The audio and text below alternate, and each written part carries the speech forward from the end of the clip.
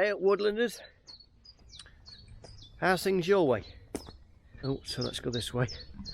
Got to get the fire lit on the retort because, as you can see in the background, it's just a little bit on the wintry side this morning. We've got to finish this hazel panel. We've got 3 more to make over the next few days. The daffodils are just starting to fade a little bit now, which is a shame. But I wanted to show you this. This is a snake's head fritillary. There, look, you see that centre frame? So that there is called a snake's head fritillary. And this is my favourite flower. I have to cage them off though, which you look. The rabbits absolutely love them and they eat the heads off. One down in there, look. Put a cage around it now. Might possibly be a little bit overkill. What do you think?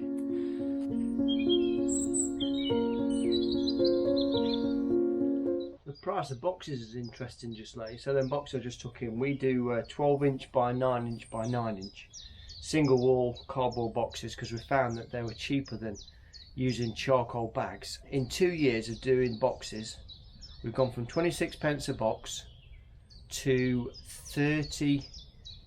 about 37 pence a box now. So they've gone up 50%, and they're still slightly cheaper than the bag, and I still wouldn't go back to bags. All the while you kind of absorb the cost, and I don't know how, because I can't afford to absorb the cost. You don't get much money from charcoal at all. If you're a collier, you'll know what I'm talking about. Masses in Woodville, and they still have it in bags, but I think that'll be the last time. Biggest problem with boxes is, even though you get more in a box for the same price, people think that their boxes are smaller and you're getting less. And it's just because when you look at it physically, it looks smaller, but of course you've got all the corners that are filled. So by volume, it's a lot better.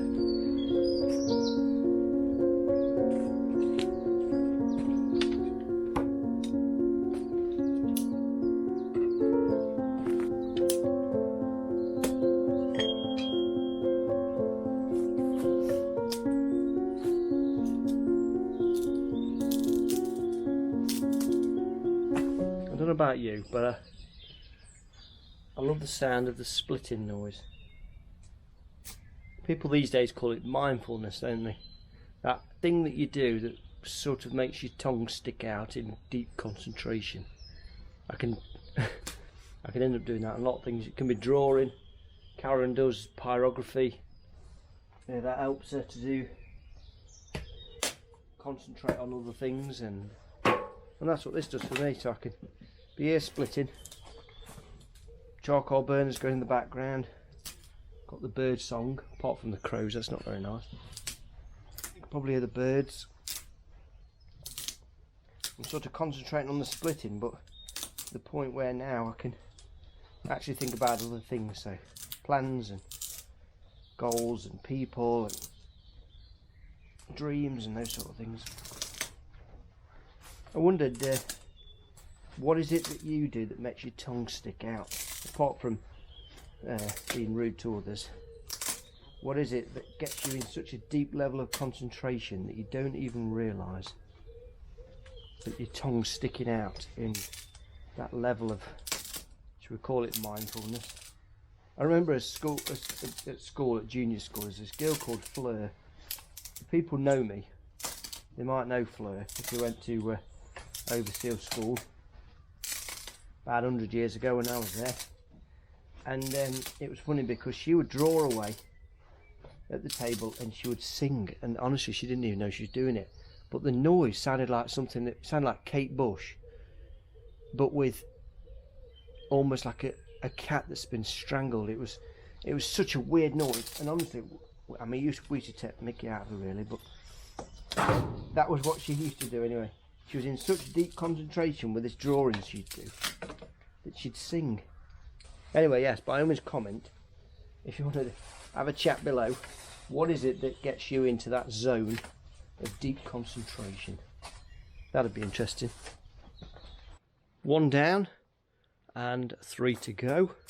I love this side.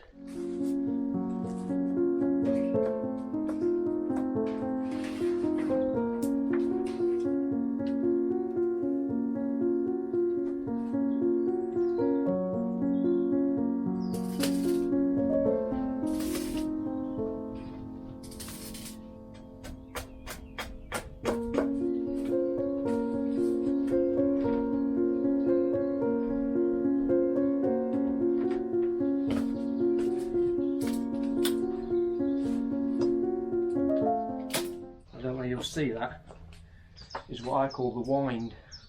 What starts off there has almost gone a full 180 degrees, which is a bit of a faff really. Some rods do it, some rods don't, and the fatter the rods, the more they seem to do it. Which you can trim off with the axe. So I should trim off some of this side with the axe now and try and get it a little bit straighter, but there's not a great deal you can do about it. I'm only using these as the zales or the uprights because anything this thick really doesn't weave into these panels very well. You'd have to trim a lot off it to get it to, it's too strong really. But it's alright for the zales.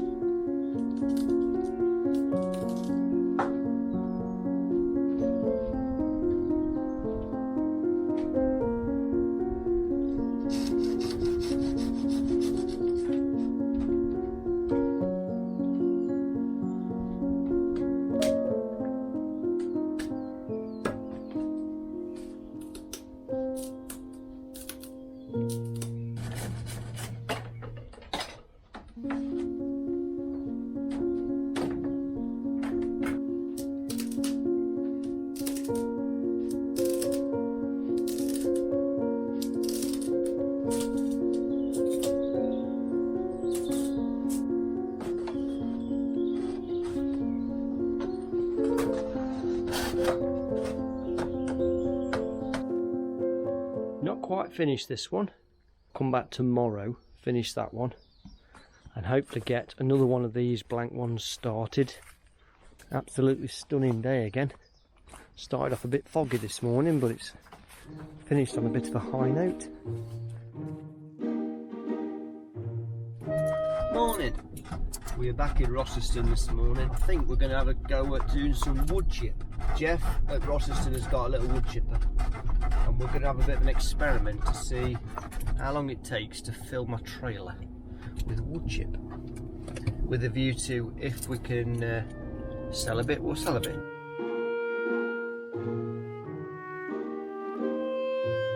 That's another load gone. We've got one load of hazel left for that trailer, and that's all of my cordwood sold then. Just got these bits here, look. I want one of these for my handrail on our staircase, one of these big long ones. And I think Jeff's finished off all the oaks now. Lots of room for the hazel to grow. Perfect, that is. And yes, we've got that stack there as well.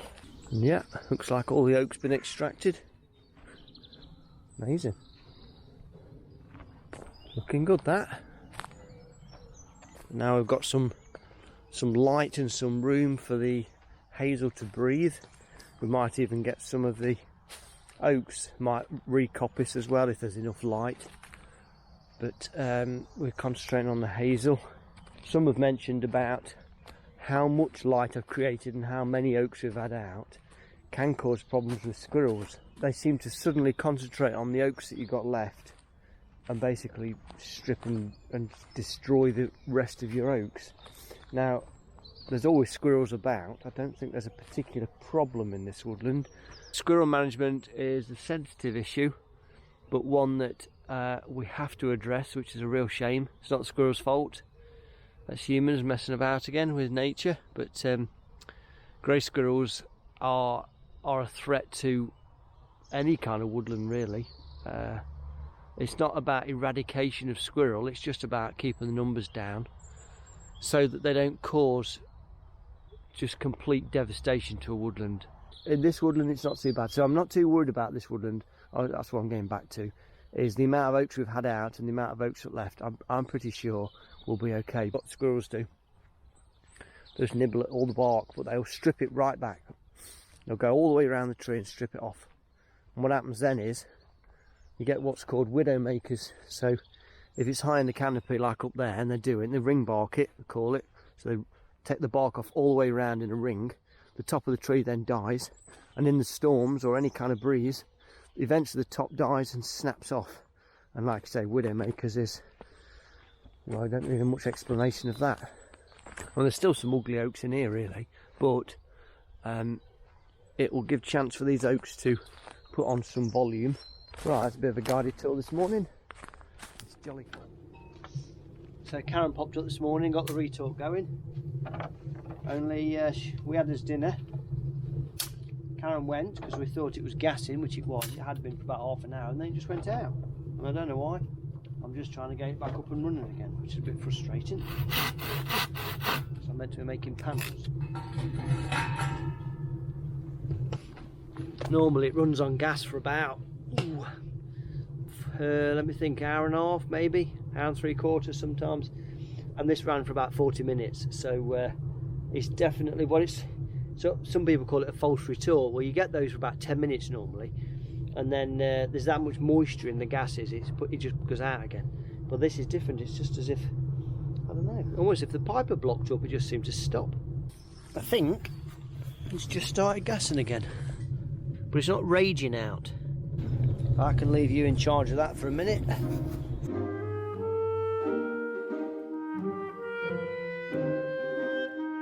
So that wood chip we did this morning, that was an interesting experiment really. So Jeff's got what he would describe in his own words as a budget chipper. Well, you get what you pay for. The chipper itself works fine, but the feed roller is so dodgy, it either jams up, stops rolling, so you have to free it off, or the feed roller hasn't got good teeth on it, which I know the feeling. Rather than dragging the bit of a branch through, what it does, it sort of skips over the top of it, which is immensely frustrating. I thought it can't be that bad, but it really is that bad. Jeff was happy to experiment, so we did.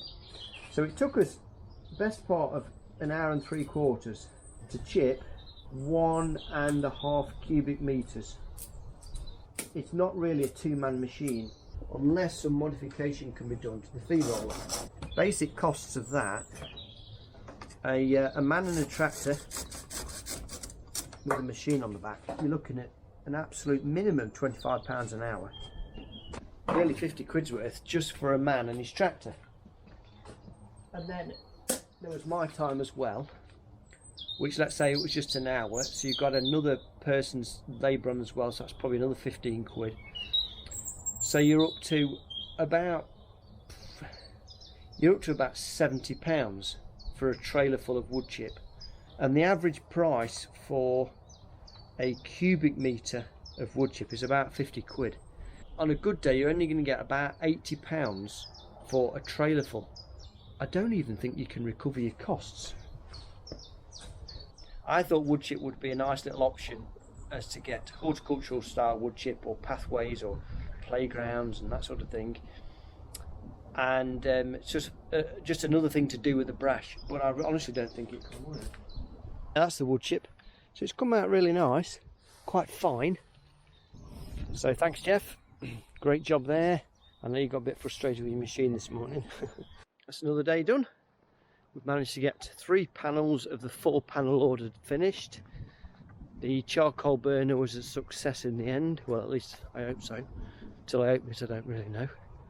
And it is tea time. But it's actually turned out really nice now. It's cold north wind today.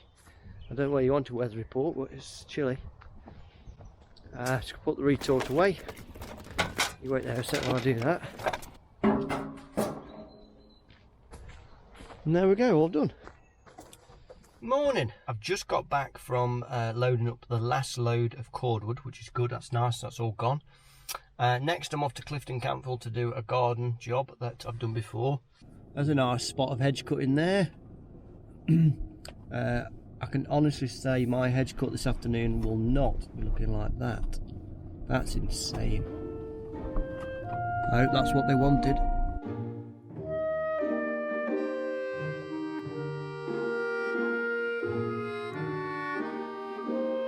Got this morning.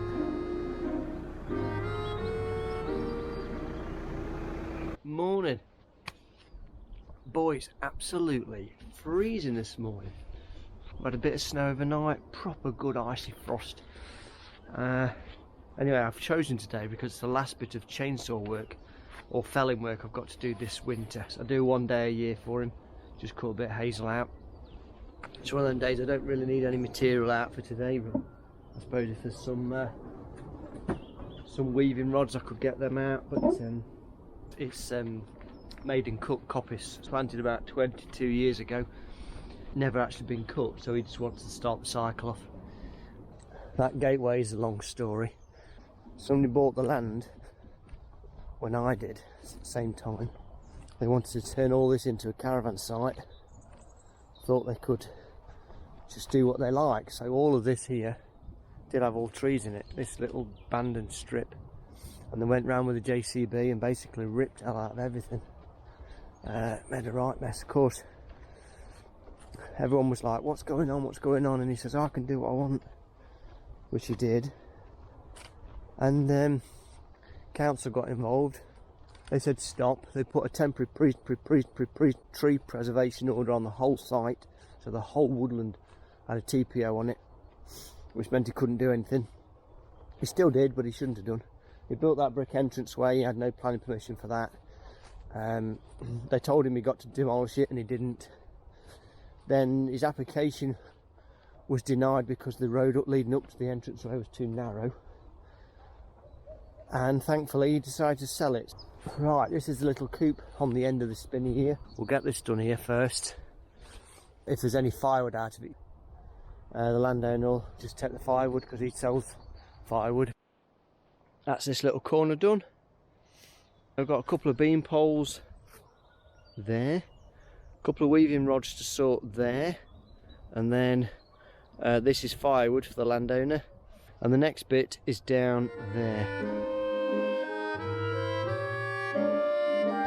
Some of you might be interested in the chainsaw I use. This is the Stihl MS261. I had it a couple of years ago. A grant from the National Forest to help me out. I had a very old Stihl MS261. It was a customer of mine, and she'd had a clear out, and she'd thrown all of the bits out of a tub in the wheelie bin of this MS261. Her husband decided to fill it up with neat fuel and not two-stroke mix. So of course he sees the engine.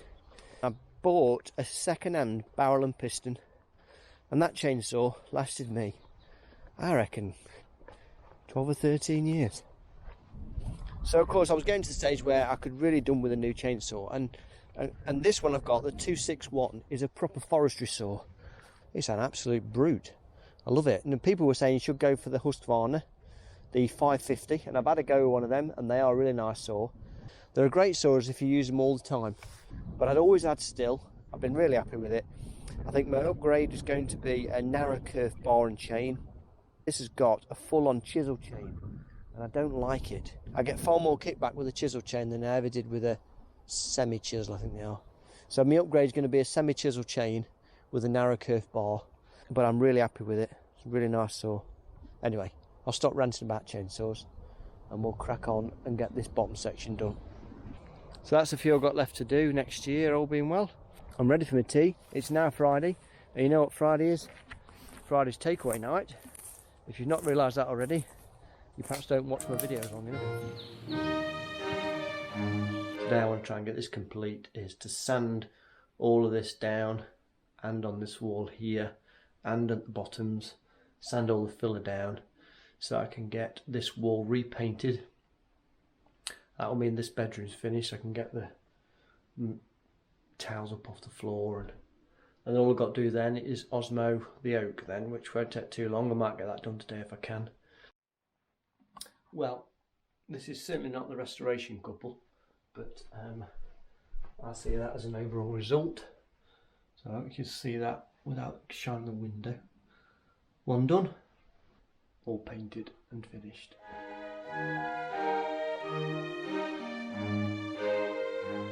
Overall finished. Compared with how it was, I'll show some pictures of how it was and a bit of a walk round. Man, it was a bit of a mess really.